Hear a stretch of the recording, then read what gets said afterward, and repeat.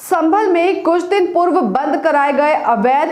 ईंट भट्टों पर चंद दिनों बाद ही दोबारा से काम शुरू हो गया, जबकि इन अवैध भट्टों पर न तो प्रदूषण था और न ही इन अवैध भट्टों की रॉयल्टी जमा थी। जिलाधिकारी के आदेश के बाद नायब तहसीलदार तथा उप जिला अधिकारी की टीम ने इन अवैध भट्टों को न केवल बंद कराया था, बल्कि इन पर बनी हुई कच्ची ईंटों को भी नष्ट कराया था और इनके खिलाफ कार्रवाई कराए जाने की बात कही थी। लेकिन यहाँ तो कुछ और ही नजारा देखने को मिला है। गौरतलब हो कि कुछ दिन पूर्व जनपद संपल में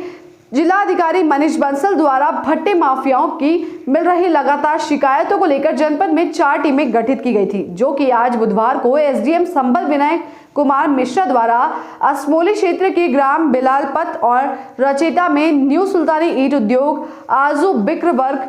आदि भट्टों पर छापेमारी की गई, जिसमें यह भट्टे अनलीगल पाए गए, जिसमें एसटी और बिक्र वर्ग भट्टा बंद मिला, जिस पर कोई कार्य नहीं चल रहा था और इन सभी भट्टों पर अवैध रूप से कार्य चलता मिला, जिसको एसडीएम साहब ने बुलडोजर बुलवाकर सभी भट्टों पर हो रहे ईंट पथेर के कार्य को नष्ट करा दिया और इन लोगों को चेतावनी देते हुए कहा कि आप अपने भट्टे से जुड़े सभी कागज पूरे कराकर नियमानुसार भट्टों का संचालन करें। अगर किसी भी भट्टे माफिया ने अवैध रूप से भट्टे का संचालन किया तो उसको बख्शा नहीं जाएगा।